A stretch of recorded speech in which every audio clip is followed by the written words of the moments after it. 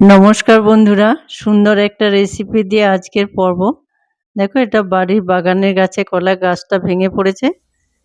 বেশ কয়েকটা কলা খোসা ছাড়িয়ে একটু হলুদ আর নুন জলে ভিজিয়ে রেখেছিলাম। তারপর কয়েকটা কলা আর একটা বড় মতো গাজর আর কয়েকটা আলু একসাথে এভাবে ঘষে সব একসাথে মিশিয়ে, আর আলুগুলো দেওয়ার আগে কিন্তু বেশ চেপে চেপে আলুর রসটা নিংড়ে দিতে হবে। দেখো, আলু থেকে কতখানি জল বেরিয়েছে। একদম সব হাতের কাছে যে থাকা জিনিস দিয়ে কত সুন্দর একটা, দেখো কি বানাবো। আমরা তো বাজার থেকে তেলে ভাজা কিনে খাই, কিন্তু একটার বেশি দুটো খেলে কেমন ভয় ভয় করে। দেখো, জল চেপে আলুর সব একসাথে মিশিয়ে এখানে পরিমাণ মতো নুন, হলুদ, একটুখানি হিং, আদা লঙ্কা থেতো, কয়েকটা কুচনো আদা লঙ্কা, আর একটু আছে কালো জিরা আর একটু জোয়ান। ভাজার সাথে কালো জিরা আর জোয়ানটা যখন মুখে পড়ে খুব সুন্দর লাগে ওটা। সব একসাথে দিয়ে ৪ চামচ বেসন আর ২ চামচ একটু চালের গুঁড়ো।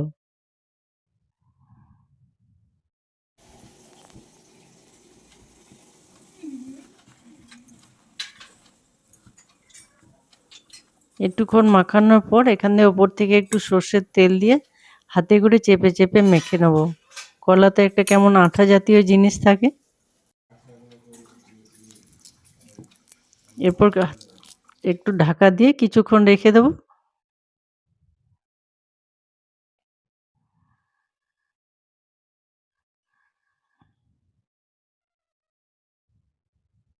তেলটা বেশ ভালো মতো যখন গরম হয়ে যাবে, একটু চেপে চেপে, আর এটা কিন্তু ২ ধরনের বানানো হবে। দেখো,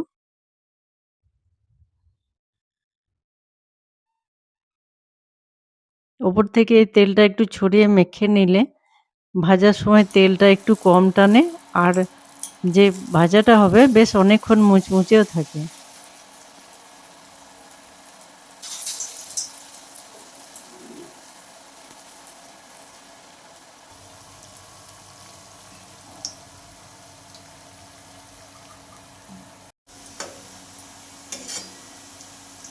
উল্টে পাল্টে এরকম ভেজে নেবো। আর দেখবে, নিরামিষ দিনে আমরা সাধারণত খুঁজে বেড়াই, এরকম ভাজা কিন্তু নিরামিষ দিনেও বেশ লাগে গরম ভাতের সাথে।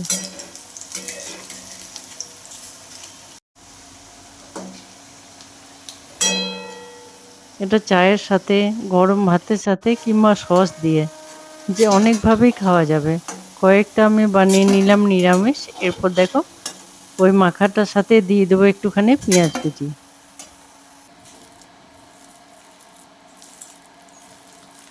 এটা পেঁয়াজ দিয়ে ভাজাটাও কিন্তু দারুণ লাগে।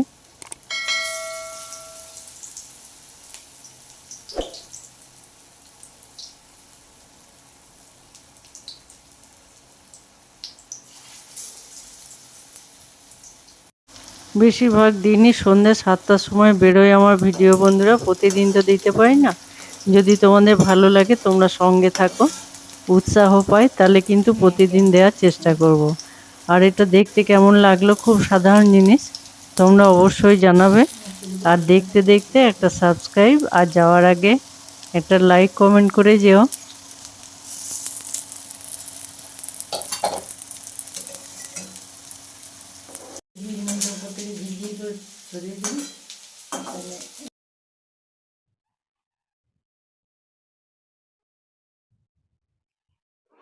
এরপর ওপর থেকে একটু বিট নুন ছড়িয়ে দিলেই দারুণ লাগবে খেতে। আর কেমন লাগলো অবশ্যই জানাবে। সবাই ভালো থাকবে। আজ এখানেই।